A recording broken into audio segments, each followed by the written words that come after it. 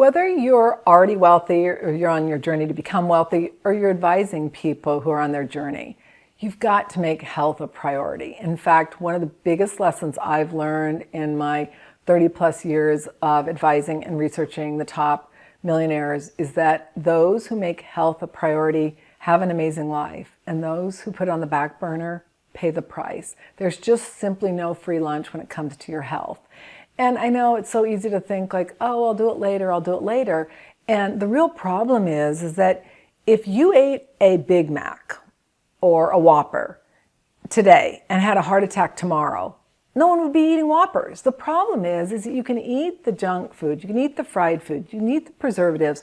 You don't see the results the next day. Yeah, sure, maybe in a year you've gained some weight, but where you really see the impact of eating unhealthy food consistently over and over and over again is over the course of your life, and especially once you've accumulated the money. I have been with so many people who have made not great choices when they were younger, not making health a priority, and it's been a disaster. So you're going to love today's insight because I'm going to give you some of the best tips I have learned on my millionaire journey, not only myself, but advising people and things that can be done to make sure that that's not you.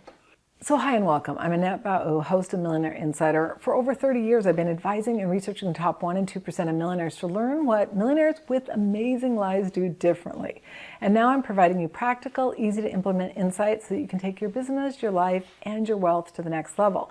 And I want you to stay tuned. We are moving to a podcast, finally. We're going to have our wealth podcast, and we're going to also have our podcast for advisors and financial coaches. So stay tuned. I want to welcome you to Health Tips I Learned on My Journey. Please click subscribe and ring the bell so you get notified of episodes. We'll still be doing random episodes, and I'm going to probably be doing a lot of videos on my home. I'm going to take you on that journey. A lot of people keep asking me, how's it going? How's it going? I'm like, I'll just keep you up to date. It's such a major project I am in over my head. So maybe it'll make me feel a little better when people can come and make comments and give me input. All materials and intellectual property are copywritten by themillionaireseries.com. The information we provide is not intended to replace any advisor or specialist or provide you investment, financial, tax, retirement, or any planning or healthcare advice. All participants agree to hold millionaireseries.com and its affiliates harmless for results achieved or not achieved, and all international copyrights are reserved. For today's show notes, go to millionaireseries.com/192. For all show notes, go to millionaireseries.com/WLI. Let's face it. If you want to become healthier, let's just say you have neglected your health, or you're not even really sure what you should do, meaning there's so many conflicting pieces of input depending on who you listen to, the first thing you got to do is you got to program your mind. Because by programming your mind, you're going to make better choices. If you don't program your mind and you try to cut out junk food or preservatives or less coffee, more water, it's very difficult. But if you learn how to program your mind, rewire those hardwired neural pathways, those habits that we have, some of which are serving us and many which aren't, you got to program your mind. You can go to millionaireseries.com/RMT to access this template, but this template walks you through how to program your mind, and it is a game changer. In fact, if I would have learned the insight that I share with you in this template, I can't even imagine where I would have been. I mean, this took me years to figure out. And it's like no one tells us. And then you're like, okay, you have to pick up this little piece of information, this one. Now there's a lot more information, but I will tell you, start by programming your mind. That's going to help you not only become healthier, but wealthier and more fulfilled. What more is there? All right, so you can go to millionaireseries.com/RMT to access. So the first thing that is so important that I saw over and over again is find a physical activity that you love. Now, it was interesting that so many of the millionaires that not only have I interviewed, but that I have worked with, love hiking. They love being out in nature. And I thought that was really interesting. And maybe that's why a lot of them were so healthy. They spent a lot of time in nature. They loved hiking. They would run up and down mountains. I mean, it was amazing. They would go on hiking trips over in Europe. It's amazing what they even do to this day. The point is, whatever you decide to do, just find something you enjoy. Now, regardless of what you choose to do, it's really important that you combine your activities. You want to have cardio, you want to have stretching or yoga, and then you want to have weight training. Now, my goal generally is 10,000 steps. I had fractured 2 ribs fell up on the mountain where we're building our home. And so during that time, I only did 5,000, but now I'm getting back to the 10,000. But 10,000 steps and a couple walks and a little bit more activity and you'll be at it. And then you want to make sure you're stretching. Now, whether you're doing yoga or stretching, both are really important. You want to stretch that fascia between your muscle and your bones. As I've shared, I've grown over 1.5 inches by doing yoga. It's that powerful. And then weight training. Now that's my probably weak link, but 2 or 3 times a week, you want to be doing weight training. What you decide to do as far as your activity, you've got to make it a priority. It's got to be scheduled just like one of your most important meetings. What I find fascinating is my top producers, the ones who not only make a lot of money, but have a lot of money and are really successful. Oh, I'm going to the gym. I mean, that is a priority. They make it a priority and they do it consistently. So let that be you. All right, the next one. You hear me talk about this, but it's so important. Sleep. Now, growing up, many of us, and even into my career, and even probably as much as 10 years ago, we would always hear these people that were bragging about, they didn't need any sleep. They didn't need very much sleep. And, I remember always thinking like, oh yeah, I can go to bed really late, get up really early. I don't need sleep. And then I'd feel like I was in complete fog and like, what's wrong with me? In fact, when I had my 2 children, my son just turned 20 today. It's so exciting. But when I had my children, I remember thinking, I'm getting pre-Alzheimer's because I couldn't remember things and I was so exhausted. It wasn't. I was so sleep deprived. I mean, I was getting 4 to 6 hours of sleep a night. That is not even close to enough. I started getting sleep and it was like my mental clarity came back. Now, with very few exceptions, there are a few people who can get by with low sleep. But if you watch people who brag about low sleep, and you even see people who are famous bragging about it, just watch their mental stamina, watch their emotional maturity, watch how they show up. They're completely emotionally driven. They run off on any tangent because if things don't go how they planned or what they want, they don't have the space in their life to push the pause button. And that's something that's really important for all of us. Sleep helps you do it. And there are so many health benefits from getting sleep. You can get the onset of Alzheimer's, like literally, it's like if you were predisposed to getting it at like 72 and you don't get enough sleep, you can get it at 56. More likelihood that you're going to be obese, that you're going to have heart problems, that you may even have cancer. There are so many issues.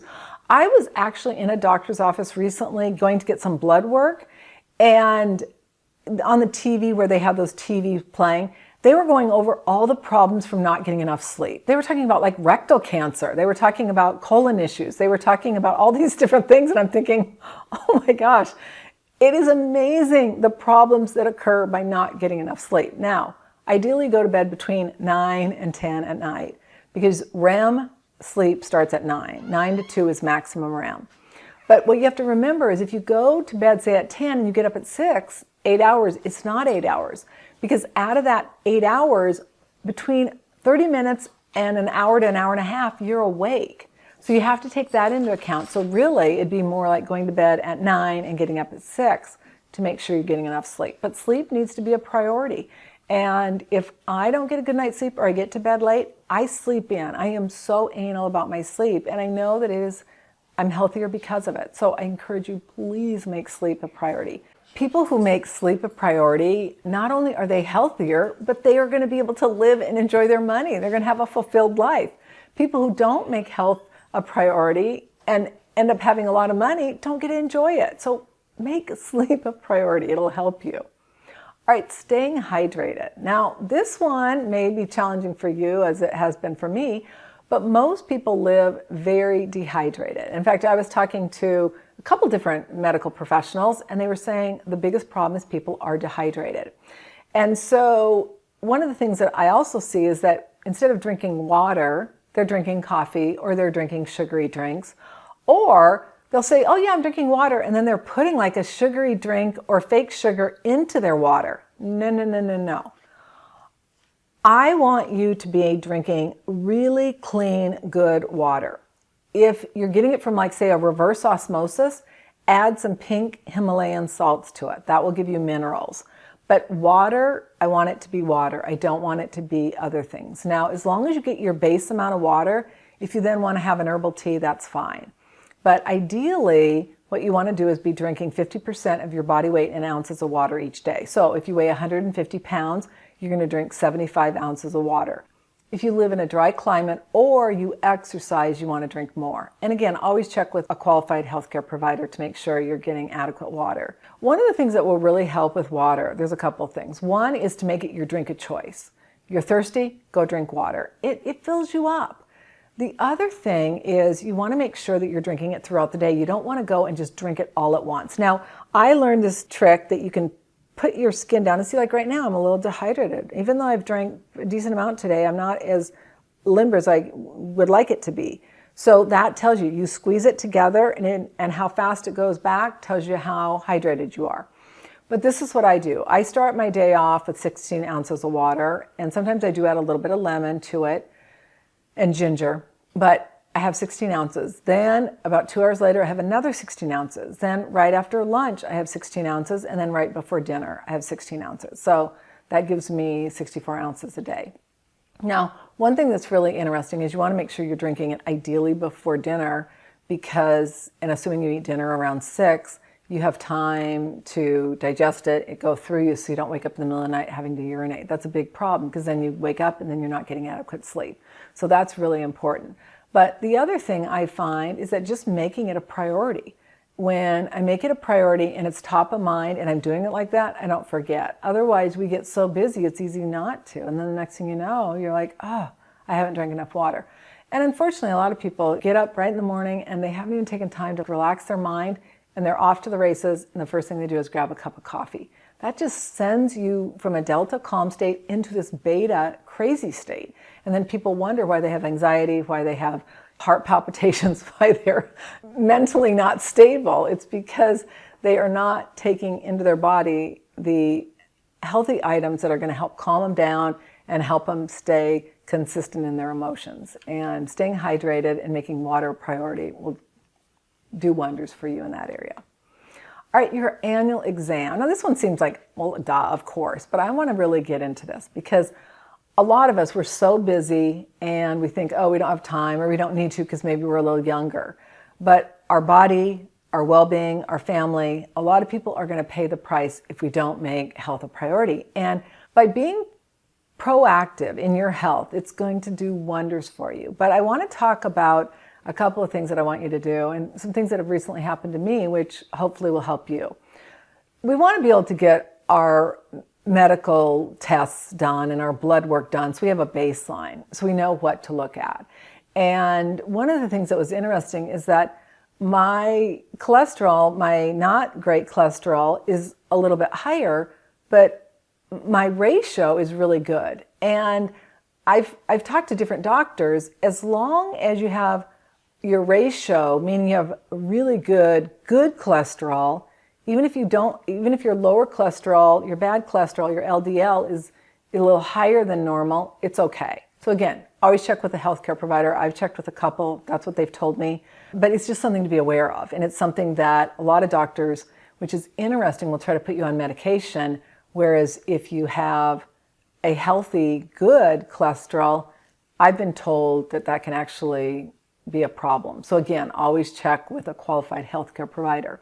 But the other thing you want to do is you want to be looking at your medical records. And I'm going to just give you a scenario of what happened with me. So I had my blood work done and then doctor said, oh, everything's great. Didn't think anything of it. I then had a minor issue that I said, I'm going to just go get my blood work done and make sure everything's okay. And I did that and my doctor's like, oh yeah, everything's okay. And I started looking at the numbers. I'm like, wait a minute.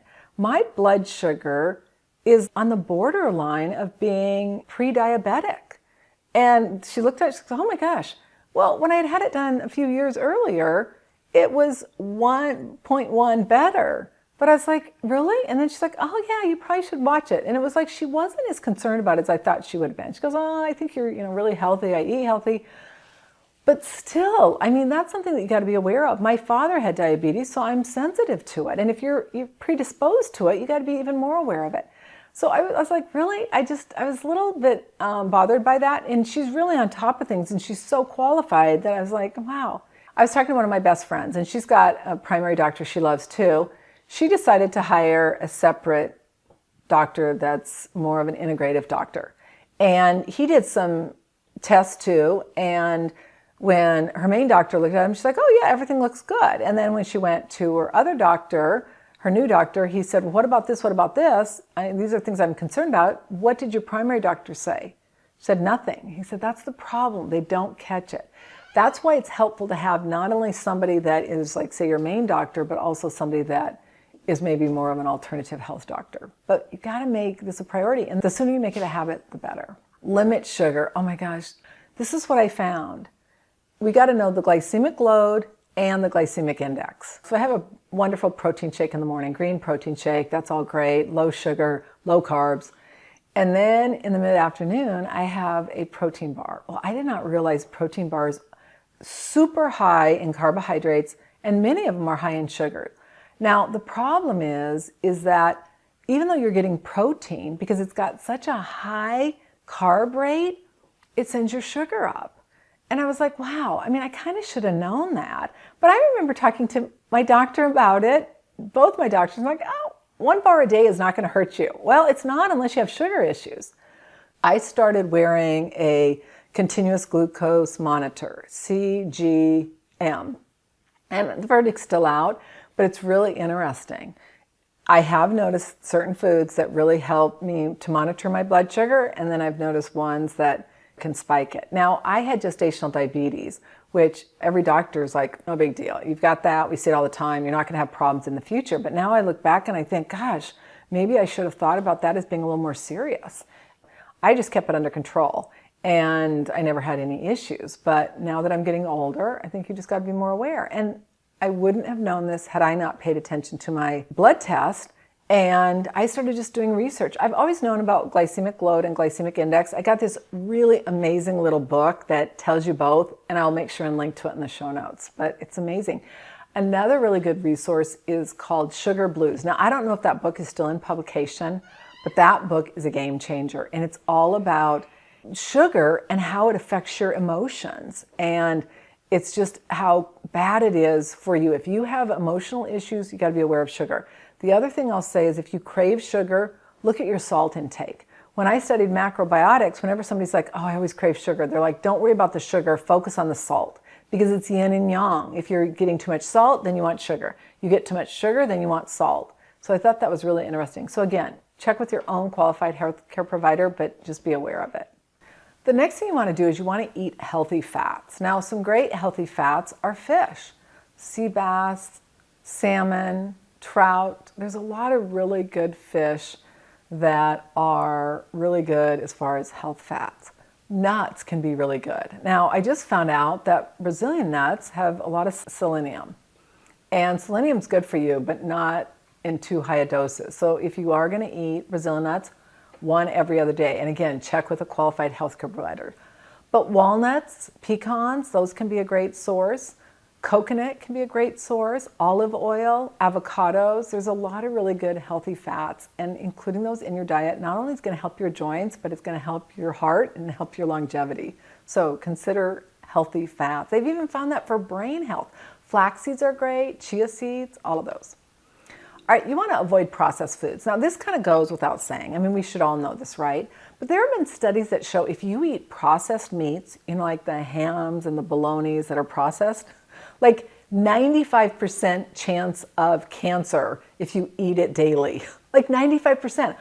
I grew up with people who ate bologna every single day. Processed foods are not good. And in fact, interestingly enough, with blood sugar issues, you want to be eating as many whole foods as you can. And this is something that to me is really interesting, because what a lot of people say, oh, go eat almond butter, but it's better to eat almonds. You want to eat the food you're eating in the most natural form you can, and it's a lot healthier. So instead of drinking orange juice, which is super high in sugar, have an orange. Now, obviously, if you have blood sugar problems, you got to be careful, not too much. But instead of having apple juice, eat an apple. Instead of having a beet, eat a beet. Instead of having, processed, say, lunch meats, have a piece of chicken or have a piece of turkey. As little processed as you can have, the better. It's going to be healthier. You're going to live longer. This is such an important one. It's become so popular, but improve your gut health. You want to eat a wide range of whole foods, healthy whole foods, including vegetables, legumes, beans, fruits. Now again, you got to make sure if you have blood sugar issues, you got to be aware of it, because some vegetables can spike your blood sugar up. Now the one I have, if it goes too high or too low, it goes off. So sometimes mine goes low, and then you've got to have a little bit of sugar, but you got to be aware of it. Ideally, you want to eat fermented foods and eat prebiotics as well as probiotics. All of those are healthy. Whole grains. So if you're going to eat oatmeal, not the instant oatmeal, but the long cooking oatmeal. Buckwheat is really good, especially if you have blood sugar issues. Eating more of a plant-based diet. And again, if you have blood sugar issues, you want to have low starch. And then make sure and eat foods rich in polyphenols. Polyphenols are included in berries, herbs and spices, including cloves, peppermint, or oregano, celery seeds, sage, rosemary, and then there's cacao powder or cacao nibs, nuts, various nuts, flax seeds, certain vegetables, artichokes, red onions, spinach, shallots, olives are really good, and even teas. So again, check with a healthcare provider, but those can be really, really helpful. As I shared with you, you want to make some changes, you want to become healthier, you've got to program your mind. millionaireseries.com/RMT, you can download our Program Your Mind template, but this is going to walk you step by step through about what you need to do so you can program your mind. millionaireseries.com/RMT. Telling you, we want to make changes, we want to be healthier, we want to live to enjoy our wealth. We've got to make good health choices. And it's virtually impossible to make good health choices if you don't have your mind programmed. It's virtually impossible to remain financially free, especially if you have a tendency of spending or not paying attention. Those are hardwired neural pathways. We've got to replace those with ones that make us aware of what's going on, that make us conscious of what we're putting in our mouth or what we're doing with our money. millionaireseries.com/RMT to access Program Your Mind template. For today's show notes, go to millionaireseries.com/192. For all show notes, go to millionaireseries.com/WLI. We're going to do just a little cameo. Come up here and say hi. Can you say hi? This is my protector dog. He's such a protector dog. Can you say hi? This is Scooty. He's such a good boy. He protects me. Oh, you ever see Scooty around, you better be careful because he's an attacker dog. I want to thank you so much for joining me for health tips that I've learned on my journey. I'm Annette Bao, host of the Millionaire Insider. All international copyrights are reserved. Now, I know I gave you a lot of information, but I'm telling you, my friends, just start. Start with sleep, then water, then exercise. Just start with one thing and add it, incorporate it, and then another one. And download the guide. That guide will help you a lot because it's going to help you reprogram your mind. millionaireseries.com/RMT. So thanks again. I'll look forward to seeing you on our next episode. Bye for now.